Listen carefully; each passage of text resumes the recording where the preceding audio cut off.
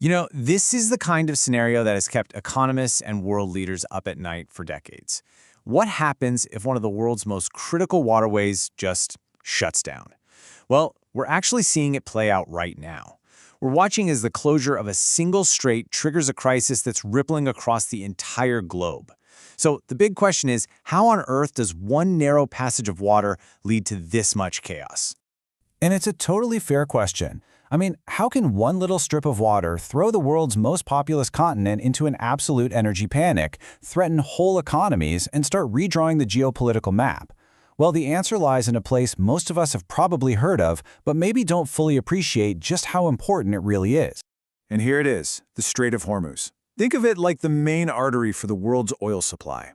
About a fifth of all the oil on the planet flows right through here. For decades, it's been the quiet linchpin of our global energy security. But when that artery gets clogged, the consequences are immediate, they are severe, and they hit one region in particular harder than anywhere else.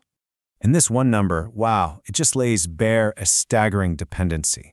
A full 84% of all the oil that passes through the Strait of Hormuz is heading to one place, Asia. Just let that sink in for a second. That is a profound, profound vulnerability, and it's exactly why this crisis hit Asia like a tidal wave. So what did that immediate aftermath actually look like? Well, honestly, calling it a panic is not an exaggeration. The numbers that started pouring out in just the first few weeks of the conflict, they were breathtaking. Within days, oil traffic through the strait just plummeted. It dropped to less than 10% of what it was before the war. It's like the tap was just turned off. That flow of energy that powers factories, lights up cities, and moves goods all across Asia, it slowed to a mere trickle. And here's what that supply shock looks like in raw numbers. With tankers unable to get out, oil production from the Gulf dropped by an estimated 10 million barrels a day compared to last year. That is a colossal amount of energy that was just suddenly ripped out of the global market. And you know the rule, when supply plummets, the price skyrockets. Brent crude, which is a huge international benchmark, peaked at over $106 per barrel. Now, for economies that are completely reliant on imports, this isn't just a price hike, it's a full-blown economic emergency. And that energy crisis was about to set off a huge chain reaction. So, this is the moment that first domino, the energy shock, really starts knocking over all the others. The crisis spread incredibly fast, moving from gas stations and power plants right into the very core of Asia-Pacific economies, triggering a much bigger and way more dangerous downturn. And hey, you don't have to take my word for it. Back in March of 2026, the ratings agency Moody's put it very bluntly. The outlook had grown more daunting. And that, right there, that was basically the moment the world's financial experts confirmed this wasn't just an energy crisis anymore. It was becoming a full-blown economic crisis. And here's what that daunting outlook looks like in real numbers. This chart shows the projected GDP growth for the whole Asia-Pacific region. After hitting a pretty solid 4.3% in 2025, it's now forecast to slow down, a lot, dropping to just 3.6% by 2027. That slowdown represents billions and billions in lost economic activity. And this puts these economies in a really painful bind. See, even before the crisis hit, demand at home was already pretty weak in a lot of countries. Now, on top of that, they're getting hammered with surging prices for the very things they absolutely need to import to function. It's really the worst of both worlds. And you can see the impact of this on the ground, literally on the factory floor. With crude oil imports dropping by nearly a quarter, Indian refineries were forced to operate at just 77 to 83% of their capacity. This isn't just inefficient, it actually drives up the cost of producing every single barrel of fuel. But look, this whole crisis isn't just about GDP points and refinery capacity. It's about real people, and it's about the desperate measures their governments are now taking just to cope. This is where all that economic pain starts to feel really personal. Just look at this list. It reads like the script from a disaster movie. Countries are in what's being called energy triage mode. You've got Bangladesh and Myanmar rationing fuel. Pakistan and the Philippines have brought in 4-day work weeks for government staff. South Korea announced its first fuel price cap in almost 30 years. This is what happens when a continent's energy supply is suddenly cut off.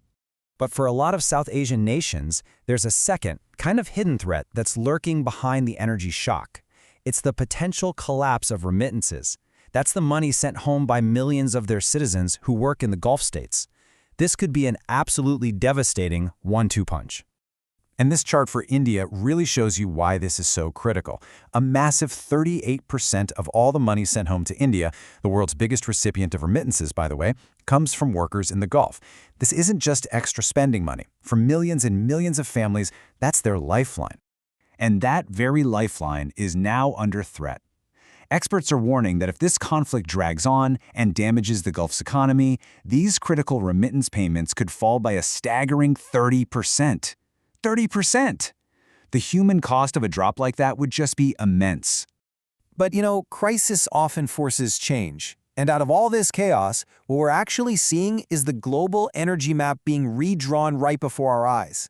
Nations are scrambling to find new suppliers, they're forging new alliances, and they are completely rethinking what energy security even means. This table here just reveals the incredible speed of this pivot. So it compares India's oil imports from February, before the crisis really deepened, to just the first 18 days of March. Look at these numbers. Middle East imports collapsed. Meanwhile, imports from Russia went from almost nothing to over 34 million barrels. Angola's imports surged 159%. This is a tectonic shift, and it's happening in real time. And this, right here, is maybe the single most dramatic outcome of that shift. By the middle of March, Russian crude oil made up 44% of all of India's oil imports. In just a matter of weeks, Russia became the emergency energy lifeline for one of the world's biggest economies.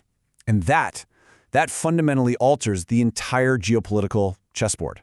So coming out of this crisis, governments have learned a very painful lesson, and a new doctrine for energy security is starting to take shape all across Asia. And it's built on that one lesson: never again. The goal now is to make sure that no single region, especially not one with a volatile choke point, ever accounts for more than 40% of a nation's energy supply. Which brings us to our final question. The Hormuz shock has exposed the profound fragility of a global system that was built on depending on these choke points. Nations are now racing to diversify, to build new pipelines, to accelerate renewable energy. So, is this the crisis that finally forces the world to build a more resilient energy map?